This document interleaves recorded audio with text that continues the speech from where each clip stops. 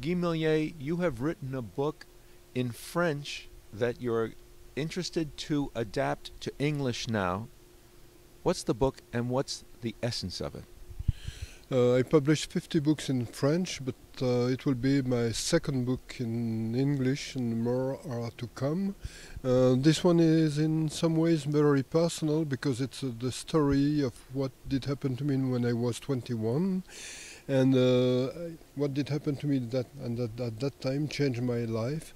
I went to Lebanon, pushed by a friend in France. He said to me, "You want to meet real resistors, and you will have to meet people working for the Palestinian cause."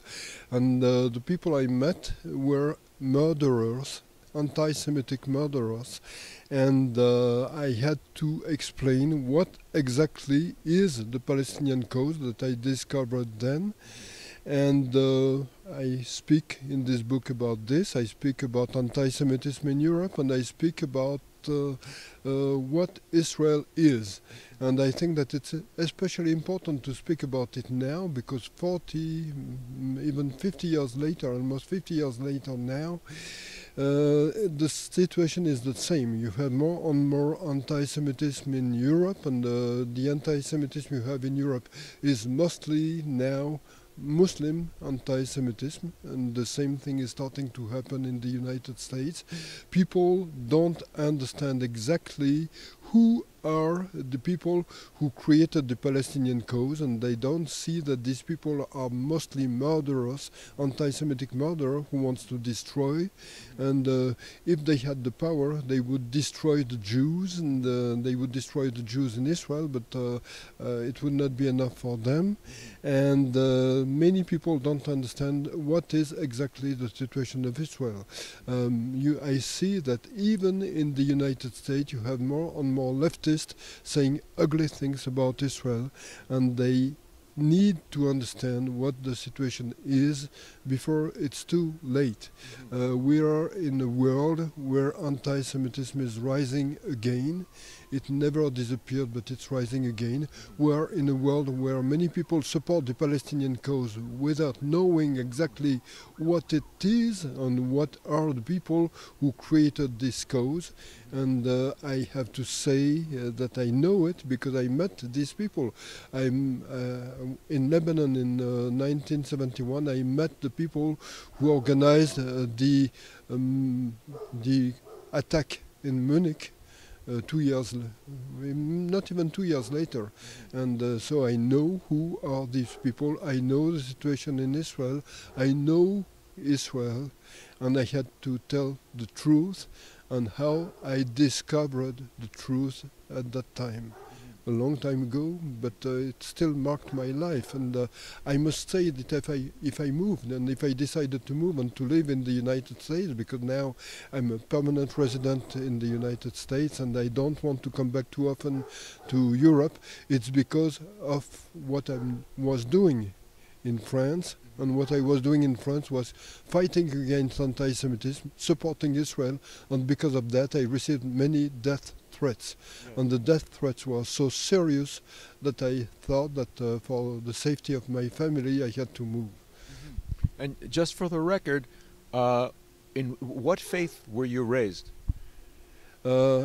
I was a Catholic when I was until when I was a teenager, and I still remember that at school I was told that the Jews killed the Son of God. Mm-hmm. So in Catholicism you have a strong anti-Semitism that has not faded away. And I see that now many Jews are leaving France, for example, almost between 5,000 and 10,000 a year. And if you speak about it to French people, they say it doesn't matter to me. It doesn't matter to me. They don't care. Why? They don't care because they feel that Jews are troublemakers and they are ready to accept Muslims. And I meet people sometimes in France, they say, oh, if my wife has to wear a veil and if it's mandatory, I will accept as long as I can live in peace. And if the Jews leave, maybe we shall have more peace and France will be more peaceful.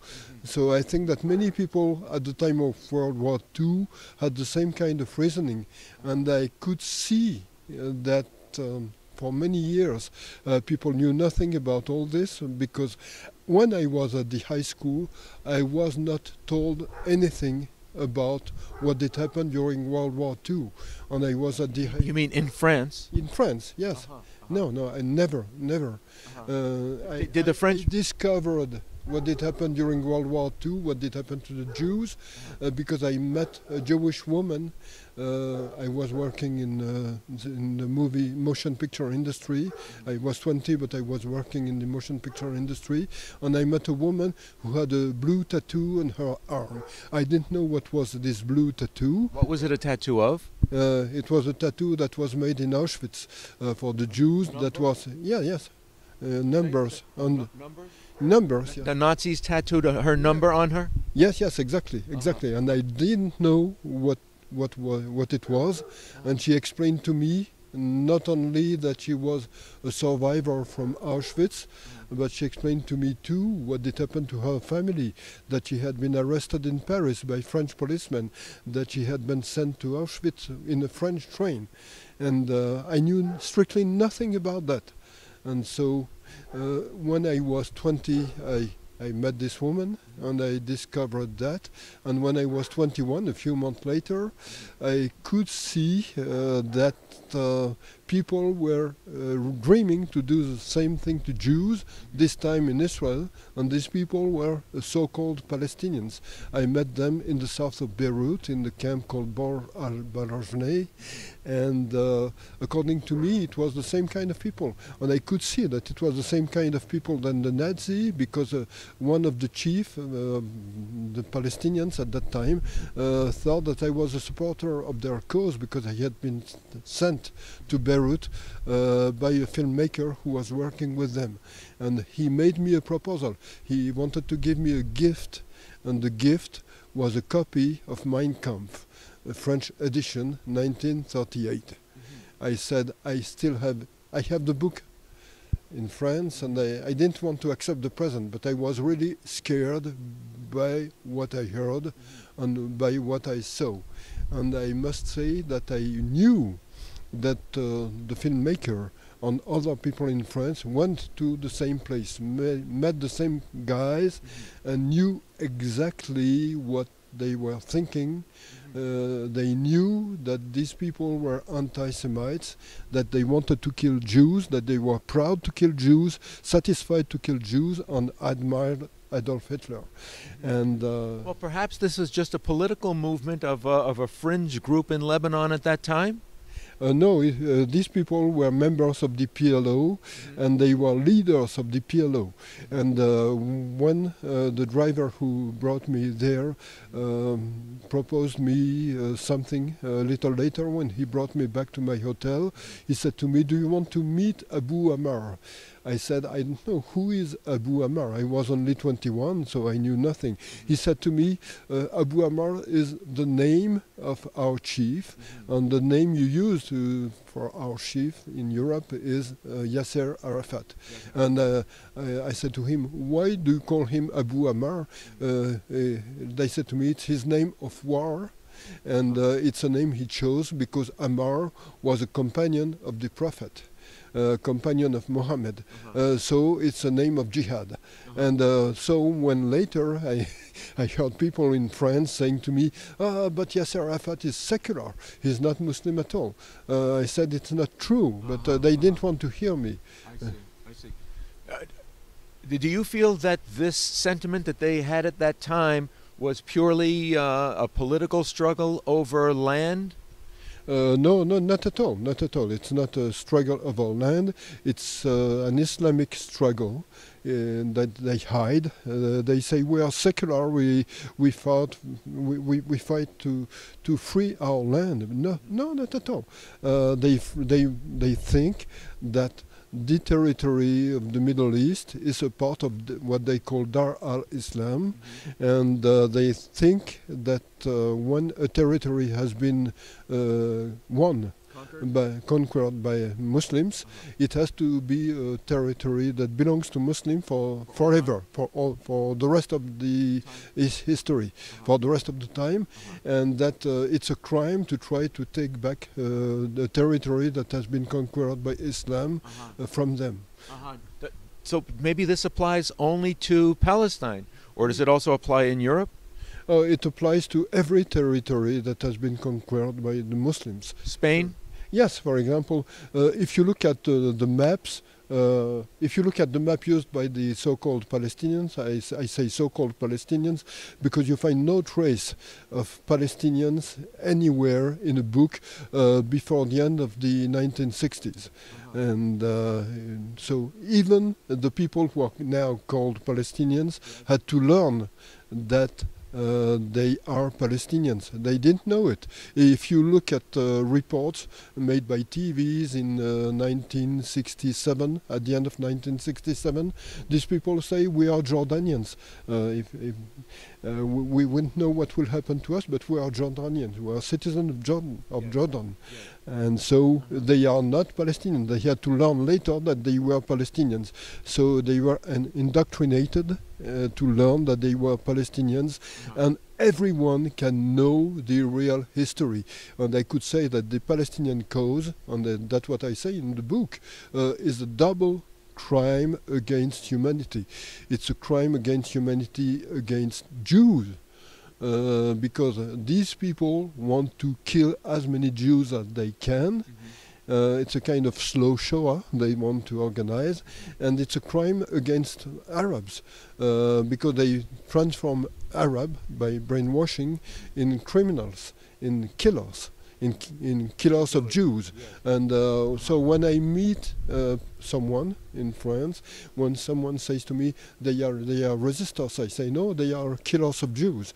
And people are upset when I say that, but what I say is the truth. When I was in Beirut, they showed me pictures of Jews that they had killed, because they take pictures sometimes when they kill Jews, and they are proud to do it. And I must say that on the arm of the man that they had killed, I could see the same tattoo than the tattoo I could see on the arm of the woman I met in Paris. So I said to myself, this man survived from Auschwitz, but he was killed by people who admire Adolf Hitler in the Middle East. And according to me, it was really awful, and it was so disgusting that in the evening of that day I couldn't eat. I had to take a very long shower, and I explained it in the book. I thought that I met people who are the same kind of people that the people who are killers of Jews in Auschwitz. Islamo-Nazis. Exactly. Exactly. Is it unreasonable to refer to this element as Islamo-Nazi? No, I think that it's right. It's right. They are Islamist and they admire Nazi. Is this how prominent or how common is this sentiment among Muslims in Europe today? I think that it's very common, and I must say that before I left Europe, my wife is Muslim born, and she still has a Muslim first name. So sometimes she could meet parents of children at the end of the high school, for example, every day. And she was speaking with Muslim parents. And what they were saying was exactly that. They despise Jews, and they think that Hitler did a good job, but did not finish the job, that some other people have to finish the job. And I know that many Muslims in Europe thinks like that. I could see it. And I must say that in the high school where one of my daughter was living, before we left, in the high school, in the suburbs where we were living, there was only one Jewish student. And she was harassed all the time. My daughter didn't say it to me because she said, Maybe if I said it to you before, you would have spoken about that at the high school, and I would have had big troubles. So even my daughter was scared to speak about what could happen to Jewish children in the French high schools. What have you titled this book? It's called Israel Told to My Daughter, and because I wanted to explain everything to my daughter, I knew that my daughter was brainwashed in the French high school system. She was pushed to think that Palestinians were the good guys, that Israel was a despicable country, and she was not told anything about anti-Semitism. Or when the teachers spoke about anti-Semitism, they were speaking only about Nazi anti-Semitism. They were never speaking about the anti-Semites who killed Jews now in France, and many Jews have been killed. 12, 13 Jews have been killed in France. Right. All of them have been killed by Muslims, radicalized Muslims, and nobody speaks about Muslim anti-Semitism. It's necessary to speak about Muslim anti-Semitism and to say that anti-Zionism, what they call anti-Zionism, hatred against Israel, is part of anti-Semitism, part of Muslim anti-Semitism.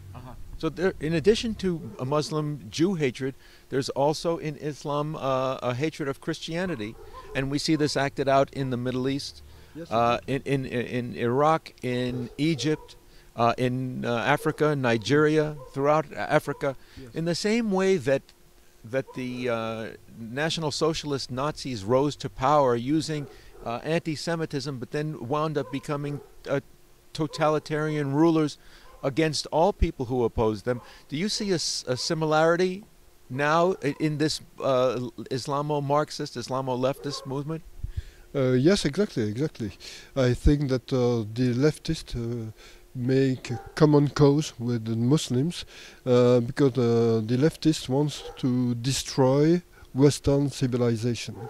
And they know that the Muslims want to destroy Western civilization too. So they say, if we help Muslims, they will make the destruction for us, and afterwards we shall take the power. They don't see that when the Muslims will have the power, if they have the power, they will destroy them, and they wouldn't care if they help them.